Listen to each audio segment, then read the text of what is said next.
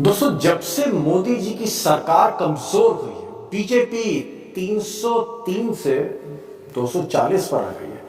और जब से मोदी जी दूसरों के सहारे, दूसरों की बैसाखियों पर सरकार चला रहे हैं, क्या तब से मोदी जी ऑपोजिशन से विपक्ष से घबराने लगे? और खासतौर पर राहुल गांधी से घबराने लगे, कतराने लगे। और क्या यही वजह है, यही एक वजह है कि मोदी जी आजकल बजट सत्र में भी नहीं आ रहे। बजट पर बहस है, प्रधानमंत्री नदारद है, ही इज एब्सेंट।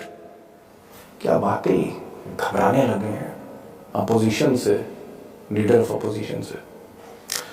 अब दोस्तों, आज ही का मामला देखिए। आज बजट पर, देश के बजट पर, मोदी की गारंटी वाले बजट पर बहुत इंपॉर्टेंट बहस थी। सरकार का जवाब था, वित्त मंत्री निर्मला सीतारमण जवाब दे रही थी, सदन हाउसफुल था, विपक्ष सरकार दोनों थे, सारे मंत्री मौजूद थे, all the ministers, Rajnath Singh थे, अमित शाह थे। लेकिन पहली ही लाइन में प्रधानमंत्री की कुर्सी खाली थी, prime minister absent, big question mark उनकी सीट पर था। और सबकी नजर वही थी कि प्रधानमंत्री कहां है? प्रधानमंत्री दिल्ली में ही थे, किसी छोटे मोटे फंक्शन में थे। सवाल इस बात का है कि देश का बजट चल रहा, वित्त मंत्री सरकार का जवाब दे रहा, प्रधानमंत्री दिल्ली में हो और प्रधानमंत्री सदन में ना हो। ऐसा दोस्तों कभी नहीं हुआ। और आज की बात नहीं, कल जब बजट पर राहुल गांधी बोल रहे थे, लीडर ऑफ अपोजिशन बोल रहे थे, तो भी प्रधानमंत्री सदन में नहीं थे, ही वॉज नॉट देयर। और शायद तब राहुल गांधी ने कहा कि लगता है मोदी जी का कॉन्फिडेंस खत्म हो गया। कॉन्फिडेंस को हमने उड़ा दिया, मतलब आपके प्रधानमंत्री भाषण में आ ही नहीं पा रहे। और मैं आपको एडवांस में बता देता हूं, मेरे भाषण में कभी नहीं आएंगे। दोस्तों, सवाल इस बात का है कि कुछ दिन पहले तक जब प्रधानमंत्री मोदी जी सदन में, लोकसभा में या राज्यसभा में दाखिल होते थे, हाउस में आते थे, स्टेप इन करते थे, तो मोदी के नारे गूंजते थे, तालियां बजती थी।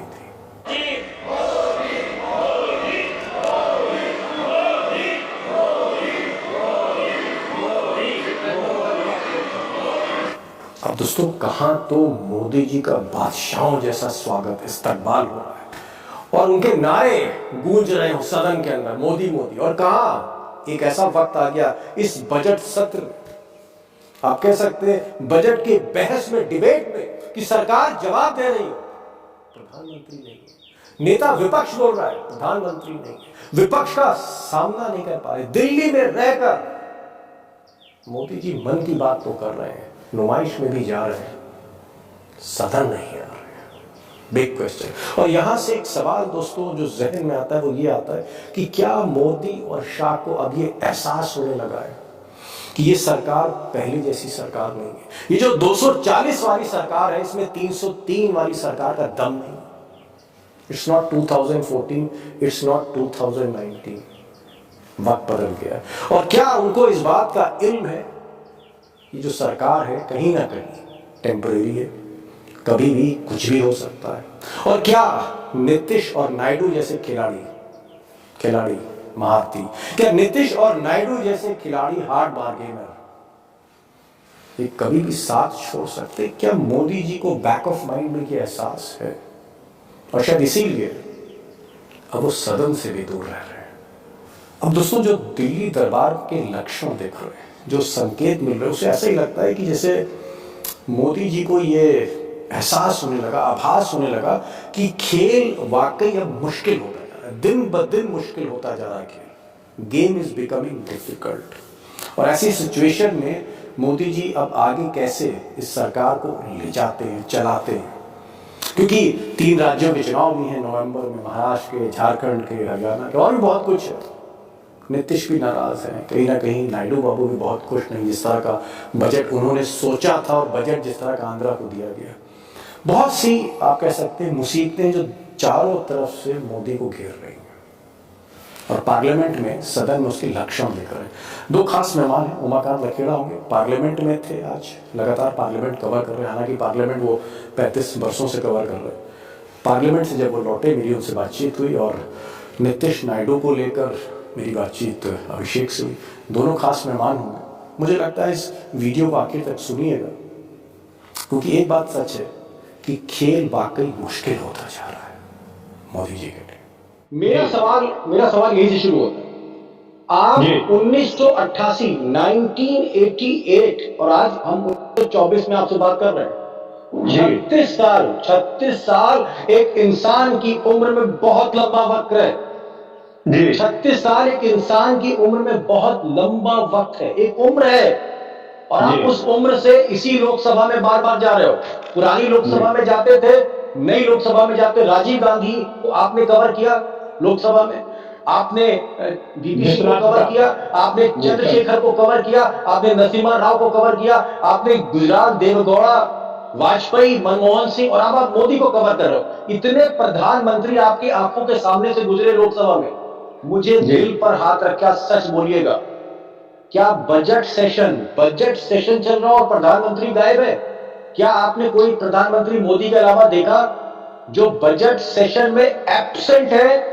The leader of the house is absent. और ये जो बजट है तो मोदी की गारंटी है साहब, मोदी की गारंटी, मोदी का बजट, मोदी की फाइनेंस मिनिस्टर बोल रही है और मोदी नहीं है। ये क्या है? What is this? देखिए, न केवल देखिए हो क्या रहा है कि ये सरकार जिसको संसद में सवाल पूछने, संसद का जो मंच होता है देश के सामने, जो ज्वलंत प्रश्न है, विपक्ष का ये दायित्व होता है उन प्रश्नों को उठाना, उन मुद्दों को उठाना, उन सवालों को उठाना, उन समस्या को उठाना। मोदी और बजट पर विपक्ष ने, मैंने बजट में विपक्षी नेताओं के भाषण सुने, तमाम उनके सवाल सुने। आपने प्रधानमंत्रियों को देखा था? कितने प्रधानमंत्रियों को देखा बजट में? ताजा मनमोहन सिंह है, उनको बजट में बैठे हुए देखा मैंने नरसिम्हा राव को बजट में बैठे हुए देखा, मैंने चंद्रशेखर को बजट में, अंतरिम बजट हुआ था चंद्रशेखर जी के टाइम पर, फुल फ्लेज बजट का कुछ प्रॉब्लम थी तो कुछ महीने की सरकार थी। मैंने राजीव गांधी को देखा कि बजट पेश करते हुए बैठे हुए हैं, और विश्वनाथ प्रताप सिंह, वो तो खुद फाइनेंस के एक्सपर्ट थे, लेकिन वो बजट में बैठते थे। संसद के प्रति सवाल होता है, क्योंकि वाजपेयी के साथ बैठते थे, बजट में बैठे रहते थे। यशवंत सिन्हा तो भाई वित्त मंत्री थे। आप कह रहे हो कि आप कह रहे हो कि अपनी आंखों से आपने राजीव गांधी को बैठते देखा बजट में। आप कह रहे हो नरसिम्हा राव को बैठते देखा, विश्वनाथ प्रताप सिंह को बैठते देखा, चंद्रशेखर को बैठते देखा, हो सकता है इंद्रजीत गुजराल को भी बैठे देखा होगा, आपने हो सकता है देवगौड़ा को भी देखा होगा, आप कह रहे हैं वाजपेयी को हमने देखा, मनमोहन सिंह को देखा। तो भैया ये मुझे बताइए लकेड़ा साहब, तजुर्बा अपनी जगह, लेकिन सवाल तो मेरा जवाब तो दीजिए कि साहब मोदी क्यों नहीं बैठे हैं? ऐसे संसद के पर लगे हुए हैं। संसद के प्रति उनका कोई रिस्पेक्ट नहीं है, कोई सम्मान नहीं है, और अपोजिशन पार्टीज जो सवाल उठाते हैं उन सवालों से वो चिढ़ते हैं। इसीलिए प्रधानमंत्री गायब है कि क्योंकि सवाल प्रधानमंत्री, वो जो अपोजिशन का जो गुस्सा है, क्रोध है, अग्रेशन है, और देश की जनता के चिंताओं से, मुद्दों से, बजट की चिंताएं गायब है, इसलिए प्रधानमंत्री गायब है। अभिषेक, एक चीज जो, क्योंकि आप तो पार्लियामेंट्री डेमोक्रेसी को ही स्टडी करते हैं, पार्लियामेंट हाउस में मोदी जी का दफ्तर है, और प्रधानमंत्री जब दिल्ली में रहते हैं तो पार्लियामेंट की जो बिल्डिंग है उसमें जो उनका प्राइम मिनिस्टर का दफ्तर है वहां बैठते हैं। वहां से मुश्किल से 10 कदम के दूर में सदन है लोकसभा का, लेकिन वो 10 कदम क्यों नहीं चल रहे? पार्लियामेंट हाउस में बैठे हैं, दिल्ली में कोई फंक्शन हो रहा है विज्ञान भवन में, वहां भी प्रधानमंत्री जा रहे हैं, भाषण भी दे रहे हैं, अपने घर से निकलकर पार्लियामेंट भी आ रहे हैं, लेकिन लोकसभा के सदन में नहीं जा रहे। 10 कदम की दूरी क्यों नहीं तय कर पा रहे मोदी जी? बैसाखियां इस वजह से नहीं चल पाते क्योंकि बैसाखी में एक कदम बढ़ाना बड़ा मुश्किल होता है। बैसाखियों की वजह से 10 कदम नहीं तय कर पा रहे हैं क्या?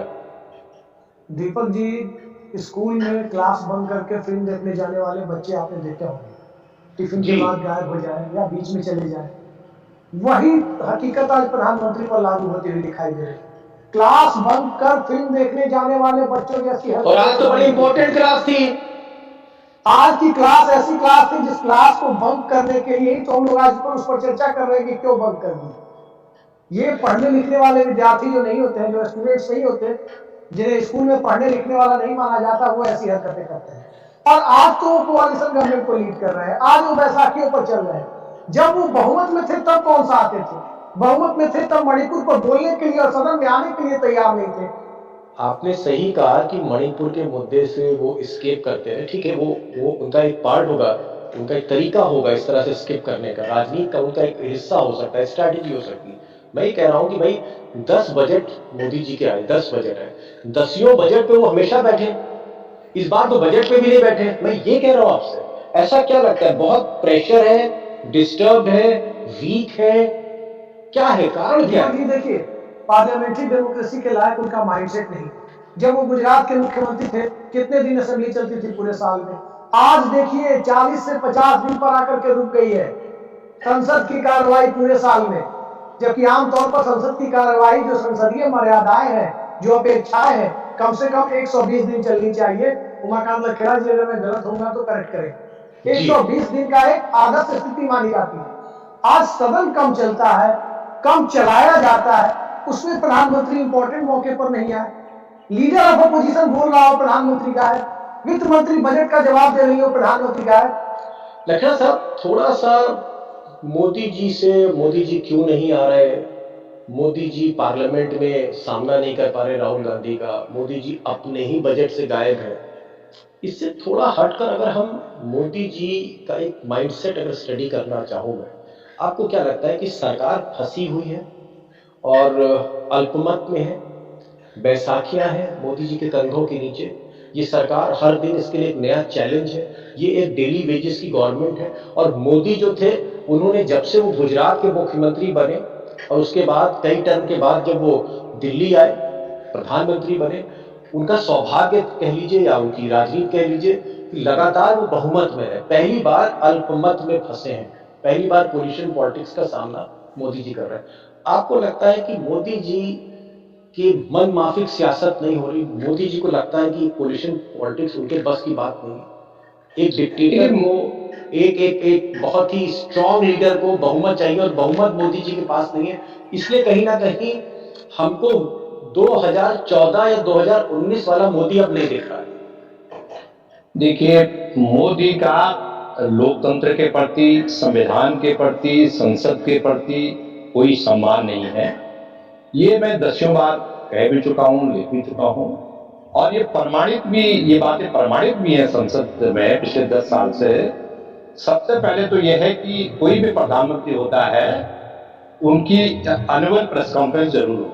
मैंने 8 प्रधानमंत्रियों की एनुअल प्रेस कॉन्फ्रेंस में और 5 प्रधानमंत्रियों के पहला सवाल पूछा है, चाहे विज्ञान है, क्या बात है, क्या बात है। नहीं, वो सब रिकॉर्ड हमारा सौभाग्य है कि आप जैसा मतलब पत्रकार हमारे साथ बात कर रहा है। जी जी। दूसरी बात, प्रधानमंत्रियों से पहला सवाल पूछ चुका हूँ। जी जी जी। देखिए, मैं बड़ी विनम्रता के साथ इस प्रोफेशन का विद्यार्थी हूँ। मैं ये कहना चाहता हूँ कि प्रधानमंत्री का भारत की जनता, लोकतंत्र के प्रति कोई सम्मान, रिस्पेक्ट होती तो वो एनुअल प्रेस कॉन्फ्रेंस करते, और जो जिस काम के लिए देश की जनता ने उनको चुना है, देश की गरीबों ने और समाज के हर तबके ने उनको वोट दिया, चुना है, बहुत खुशी की बात है कि वो प्रधानमंत्री तीसरी बार बने हैं। लेकिन मेरा ये कहना है कि उन्होंने 10 साल में कोई प्रेस कॉन्फ्रेंस नहीं की ताकि कोई सवाल ही ना पूछे। नंबर 1 बात, वन वे ट्रैफिक इंटरव्यू तो होते हैं, हम देखते हैं, आजकल के रिपोर्टर हैं, मैं सुदीप चौधरी को बातचीत करते देखता हूं, मैं राहुल गवल को सवाल पूछते देखता हूं, दीपक चौरसिया जाते हैं, सारे पत्रकार, यहाँ तक कि अक्षय कुमार सवाल पूछते हैं उनसे, साहब आप कह रहे हैं सवाल ये सवाल पूछने वाले वो लोग होते हैं जो कहते हैं कि जो तुमको हो पसंद वही बात करेंगे, जो आपको वही सवाल करेंगे। अभिषेक, एक सवाल मैं पूछना चाहूंगा कि आपको लगता है कि मोदी जी को लगता है कि जो सरकार है ये दिहाड़ी पे चल रही है, डेली वेजेस पे चल रही है, उनको डर है कि नीतीश कुमार उनको डिच कर सकते हैं, आप तो बिहार के एक्सपर्ट हैं, नीतीश कुमार छोड़ सकते हैं, जिस तरह का पैसा रिलीज किया गया है आंध्र प्रदेश को, जिससे नायडू बाबू संतुष्ट नहीं है, नायडू बाबू को लगता है कि मांगा उन्होंने 1 लाख करोड़ से ज्यादा था, बहुत कम मिला है, और बल्कि मिला ही नहीं। नायडू भी कहीं कहीं नाराज हैं, नीतीश भी पूरी तरह से नाराज हैं, वो तो नीतीश तो मीटिंग में भी नहीं आए, चीफ मिनिस्टर्स की जो मीटिंग थी नीति आयोग वाली। क्या मोदी जी को लग रहा है कि ये जो 2 लोग हैं, नायडू, नीतीश, ये आगे चलकर उनको छोड़ भी सकते हैं क्या? इस माइंडसेट में मोदी जी हैं और मध्यवर्ती चुनाव की तैयारी कर सकते हैं? भाई चुनाव फिर से हो सकता है, सरकार गिरे, हो सकता है चुनाव हो। मोदी किस मोड में है? दीपक जी, मध्यावधि चुनाव के मोड में तो अभी नरेंद्र मोदी नहीं होंगे, इसलिए कि देश का मिजाज उनके खिलाफ जा रहा है। अब आप सोचिए, जब देश में आज हालात ये बन गए हो कि लोग राहुल गांधी की स्पीच की प्रतीक्षा कर रहे हैं कि राहुल गांधी कब बोले, और राहुल गांधी बोलते हैं तो लोग वैसे ही सुन रहे हैं जैसे अटल बिहारी वाजपेयी को सुनते थे, चंद्रशेखर को सुनते थे, सोमनाथ चटर्जी को सुनते थे। ये हालत जब इस देश में हो गई है तो आप अंदाजा लगा सकते हैं कि नरेंद्र मोदी की लोकप्रियता का ग्राफ जो 2014 में आसमान पर था, अब वो नीचे आ चुका है, काफी नीचे आ चुका है। तो मध्यावधि चुनाव की कोशिश नहीं करेंगे। नीतीश कुमार की बात है जी, नीतीश कुमार के प्रति कितना ट्रस्ट है उनका इस वक्त? अपनी पार्टी के लोगों पर तो ट्रस्ट है नहीं कि किसी कार्यकारी अध्यक्ष और पार्टी का अध्यक्ष बनाए, देवेंद्र फडणवीस बने कि तावड़े बने कि संजय जोशी न कहीं आ जाए। अपने घर में ट्रस्ट नहीं है, आप ट्रस्ट की बात नायडू और नीतीश कुमार पर करने लगे। ये संभव ही नहीं है कि वो किसी और पर ट्रस्ट करते हो।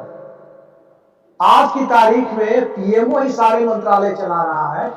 लोकसभा अध्यक्ष के पद को लेकर के किस प्रकार की धारणा विपक्ष के बीच फैली हुई है, इसके बावजूद, गठबंधन की सरकार के बावजूद उन्होंने लोकसभा अध्यक्ष के पद पर ओम बिरला को ही विराजमान रखा। भाजपा ने उन्हीं का चयन किया और ये मोदी जी के टिकट चुने। तो आप अंदाजा लगा सकते हैं कि वो अपनी टीम से छेड़छाड़ नहीं करते, और टीम से छेड़छाड़ वही व्यक्ति नहीं करता है जिसके यहाँ ट्रस्ट डेफिसिट होता है, जहां भरोसे की कमी होती है। नायडू और नीतीश कुमार की बात छोड़ दीजिए, वहां भरोसे जैसी कोई चीज नहीं है।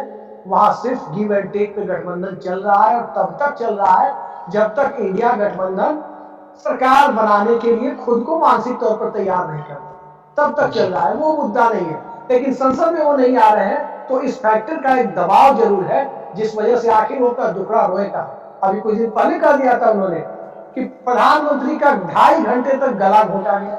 ये बयान इस देश का प्रधानमंत्री विपक्ष के आवाज उठाने पर, विपक्ष की मौजूदगी संसद में बढ़ जाए, उस पर अगर प्रधानमंत्री ये भाषा बोले तो आप सोच सकते हैं कि डेमोक्रेटिक नॉर्म्स के अकॉर्डिंग नहीं है, उसके अनुरूप नहीं है। जी, संक्षेप में जवाब लखेड़ा साहब चाहूंगा क्योंकि समय हो गया।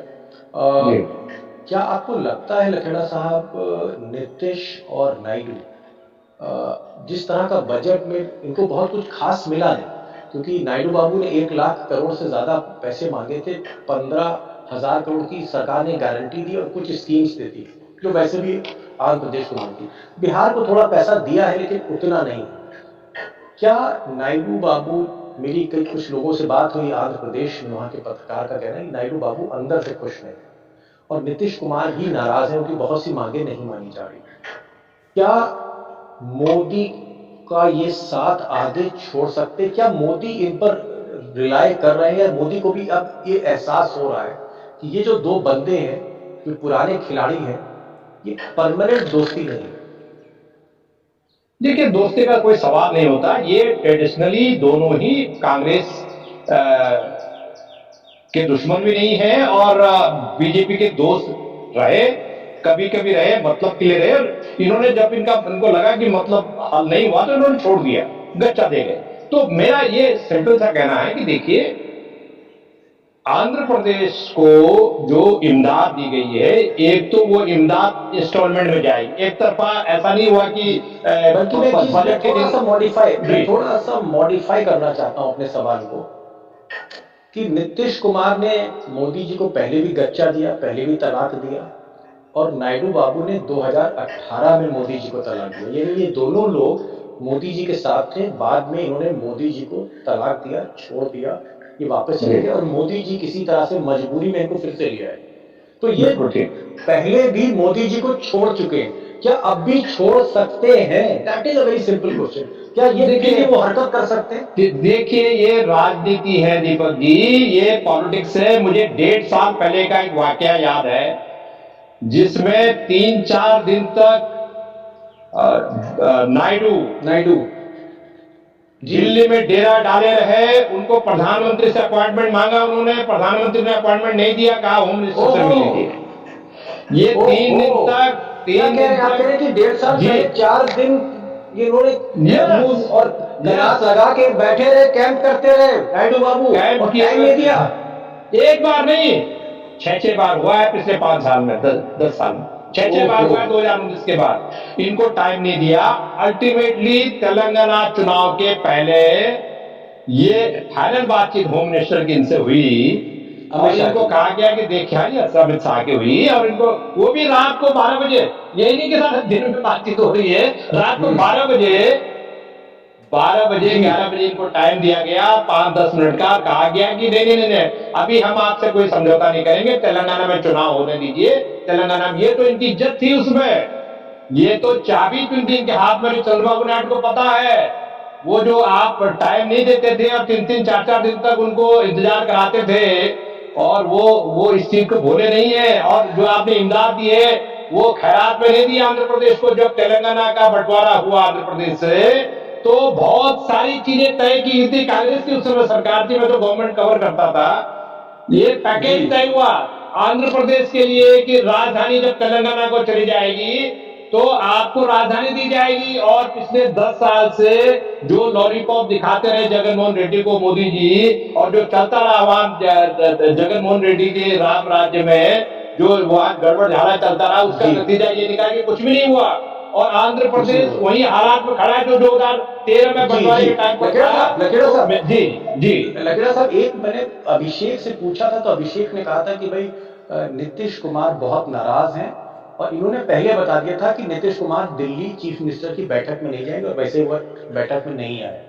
मैं आपसे एक चीज पूछना चाह रहा था, लास्ट क्वेश्चन है, एक लाइन में जवाब दीजिएगा।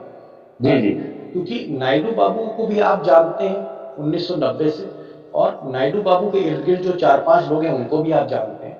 ये बताइए, बजट के बाद जिस तरह से कुछ रेवड़ी, 2-4 रेवड़ी दे दी मोदी जी ने, बहुत कुछ दिया नहीं आंध्र प्रदेश को, क्या नायडू बाबू बजट के बाद मोदी जी से अंदर ही अंदर खुश हैं या अंदर ही अंदर नाराज हैं?